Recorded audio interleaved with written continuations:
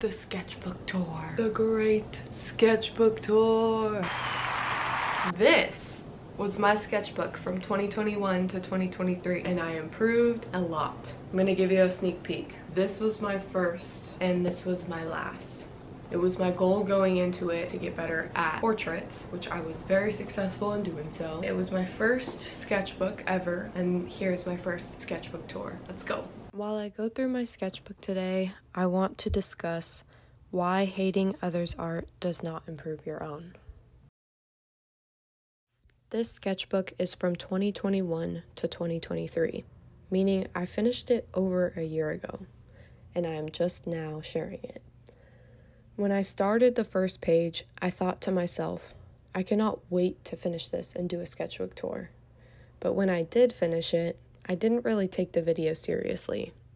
It's since been deleted, but basically I just made a joke out of the whole thing because I was insecure, particularly about the beginning of the sketchbook. I didn't like the way the drawings looked. I am now conscious of the hatred I held for myself and my own art. This was essentially my mind telling me that my sketchbook wasn't good enough to do a tour. My drawings weren't colorful enough to be eye-catching and no one would watch. This self-loathing kept me repressed, and it also led me to be jealous of other people's sketchbooks when I would watch their sketchbook tours.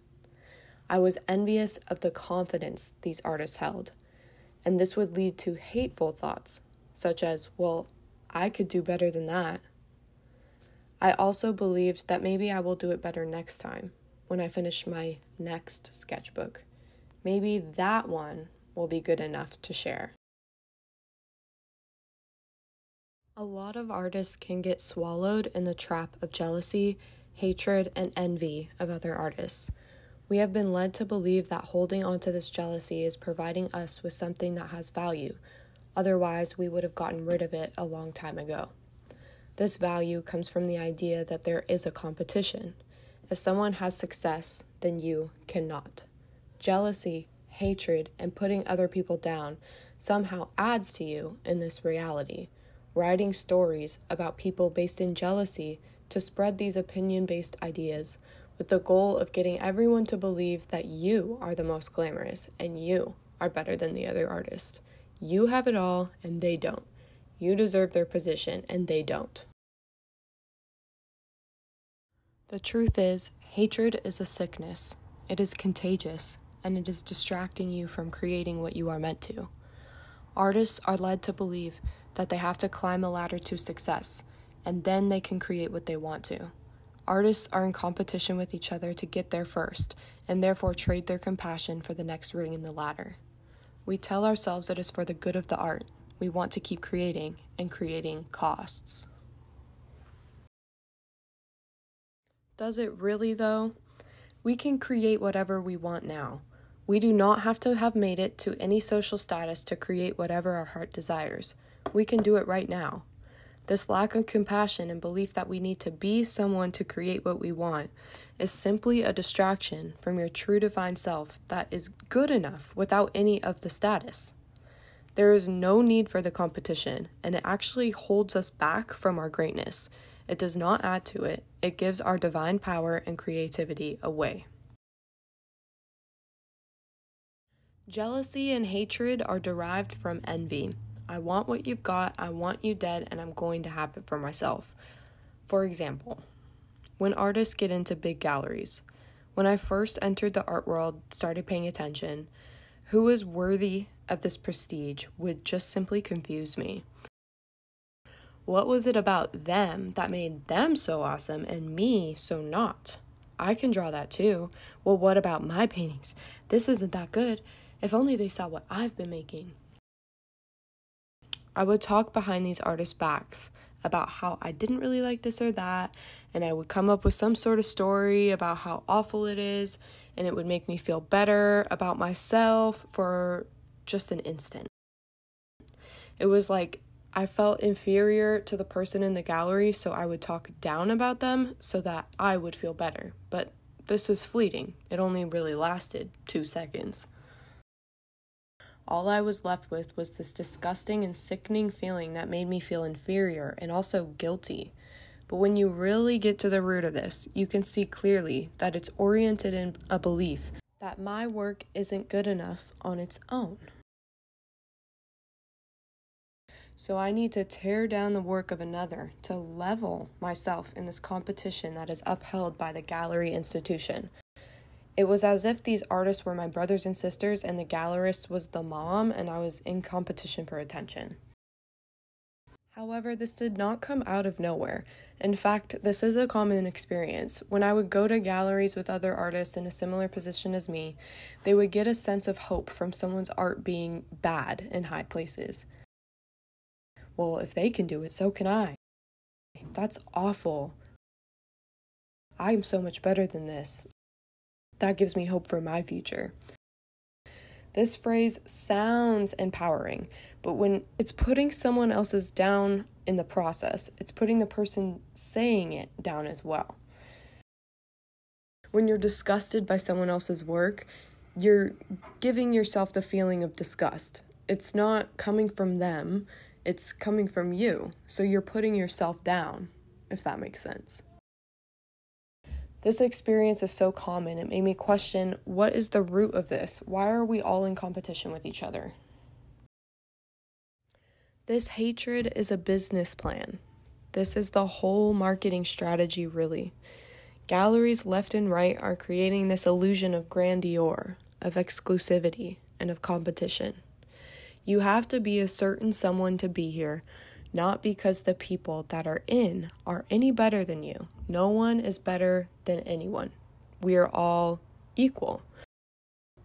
We're unique, but we're all equal. The business plan wants to get you to talk about it. It wants you to hate them, and it wants you to come back to find out why it wasn't you that was special enough to be here. There's this other phenomenon. If you wanted to buy something from a gallery, you can't even do that. Like, I'm talking the big galleries, you literally cannot buy it, even if you had the money. You have to be someone specific that is deemed worthy of buying the art. Are you a collector with a grandeur collection? What does your collection worth add to the gallery's repertoire, reputation of buyers?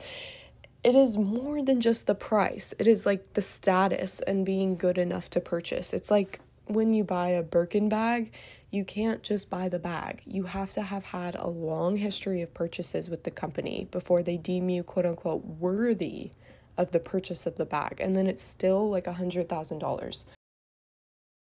Anyway, so you find yourself just constantly creating your next painting to maybe one day be good enough, so skilled that they could never even imagine rejecting you.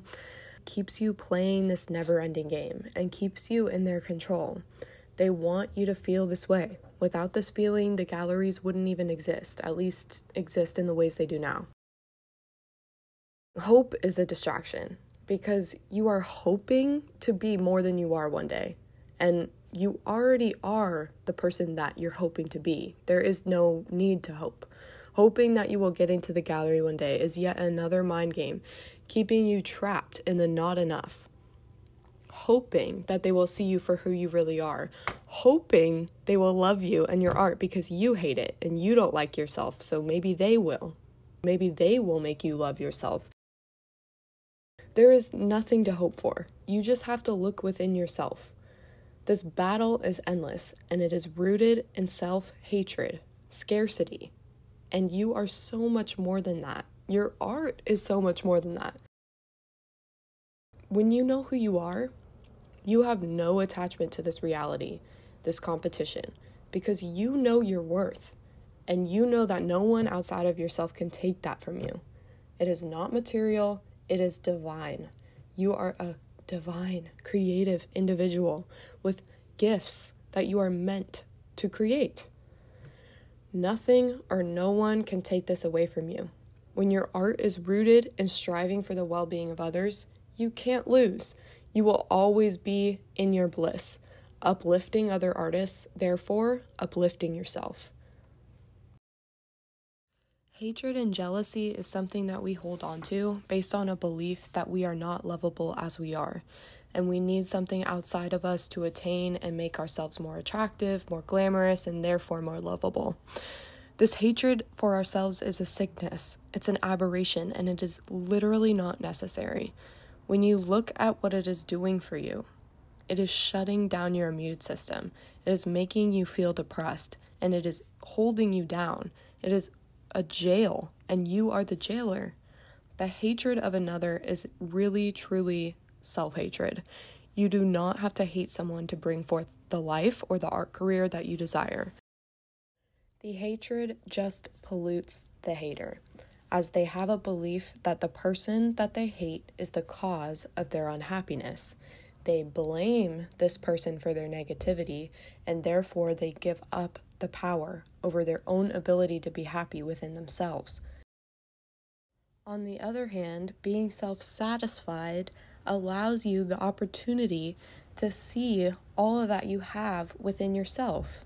And when you see something that someone else has that you want, you have the power to say the words, "That's for me." Not, "I want your position, I will go great lengths to steal it," but simply, "That's for me," and we can both have it together. Understanding that if it is to be, it is up to me, will set you free. Hatred is merely a distraction from who you truly are, which you are a divine being with love, creativity, and spirit, and the ability to manifest whatever art career you truly desire. Plus, aren't you just tired of feeling so bad all the time? Get rid of it. Get rid of the hate. Honestly, the only way to get rid of it is to do the work. Recognize in yourself when you feel these ways and get to the root of it. What is this feeling, and what do you believe you are gaining out of it? Bring yourself back to your center when these feelings arise and just breathe. Remind yourself of who you truly are. You are a beautiful artist, and your art is beautiful. You are a creator. Creating is what you do. You are eternal life, and you are divine. Own it. Be who you are.